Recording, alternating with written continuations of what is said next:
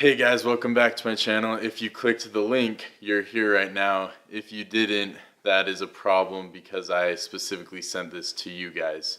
So I guess we'll get on with the questions.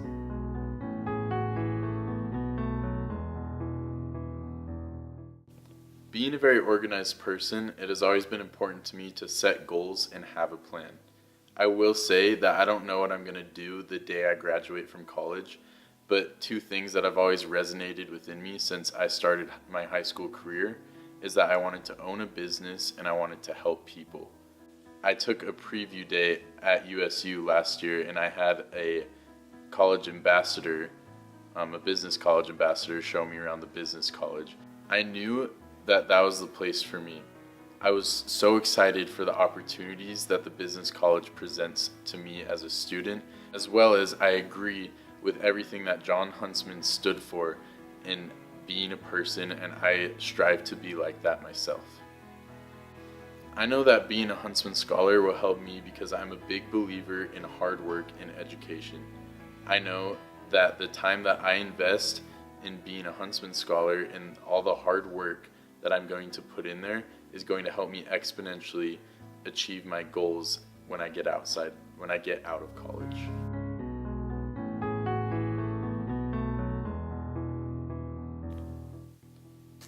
So my family owns a commercial cleaning company, and when we turned 14, we'd get an account or a building that we'd have to clean. My brother did it, my sister did it, and so there was no way I was gonna get out of it. I did not want to work for my family business. It wasn't that it was hard work that I was afraid of. I just didn't want to work for my family business. I wanted to do something else. My mom said that if I turned 14 and I could figure out another way to make my money, that she would be okay with that. And so I was thinking, I was about to turn 14. I did not know what I was gonna do. I was like, no one would hire me. I didn't have a ride to get there. No one was liking that at all. They wouldn't hire me. And so I had to think of something. Around the same time, we were getting chickens. And there was a certain type of chicken that was exotic. And it was sold out everywhere. We couldn't find it. We couldn't order it online. They were sold out completely. But one day we were walking through the store and I saw that there was 15 of them. And so I bought them all up and I told my mom, and when I got home, she wasn't with me, when I told my mom that I was gonna sell these to make money. And she said, you know what, that's all right. So I had these 15 chicks. I didn't know what I was gonna do with them. I didn't know how to care for them. So I had to get on, research how to take care of them. I had to make a brooder box by myself, make a wooden box for them to live in, and I had to market on Craigslist, Facebook, find my clientele of people to go to, and I found out eventually that these chickens, they were exotic. They're called silkies. They're hard to take care of.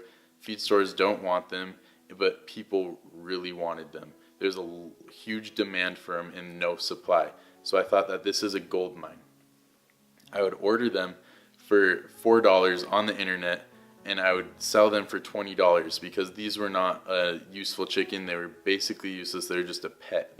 People liked them because they looked cute. And so I knew that people would be willing to pay $20 for one of them. So I started buying them in quantities of 40 and 80, and people bought them up. And I made as much money in 2 months as I would have in my parents' business in 1 year.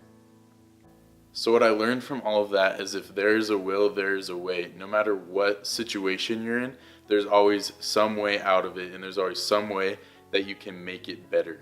When I was selling chickens, I had clients from everywhere, all different walks of life.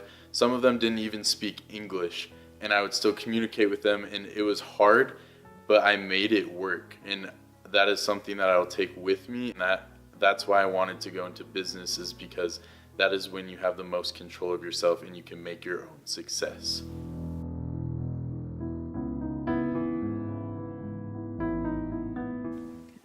So a lollipop moment for me, as I think for most people, it's a little bit hard to think of one because we don't necessarily realize the impact we have on people. But as I thought about it, I thought recently I started hanging out with an old buddy from when I was a freshman. We started going to the gym together, and he told me while we were there, he told me that, you know, Brock, when I was in 8th grade, I just moved here, and you were the only one that would sit next to me at lunch, and that helped me get through the year. It helped me not hate school as much. It helped me find more friends that I actually appreciated, and I just really appreciate that you did that for me.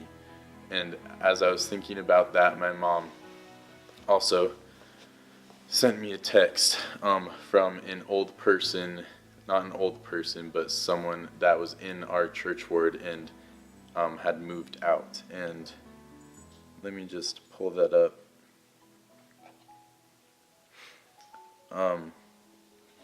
It was a message from this person's mom, and it says, "I don't think that I told you this, but after the first or second day of school here, I asked my kids how their day was. They explained that it was weird not knowing any faces. Eric said that he missed Brock and kept looking for him in the crowd, even knowing that he wouldn't see him.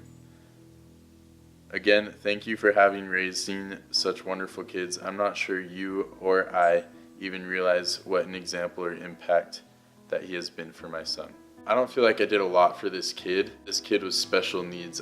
All I did for him was when I'd see him at seminary, I'd always say hi, ask him how he's doing. He's generally off in his own world. I didn't know that he was paying attention to me half the time, but hearing that, I don't think we quite realize the impact we have on people in everyday life and the things that we do, and just the little things, good or bad, that can just have that little impact to us but a big impact on them. So knowing those things, from this day on, I will always make sure that I realize what kind of impact that I can have, and make sure that it's always a positive one. Always make sure that it's a good lollipop moment.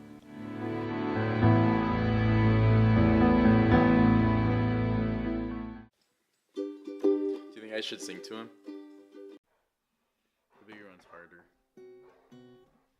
Ooh, that was stressful.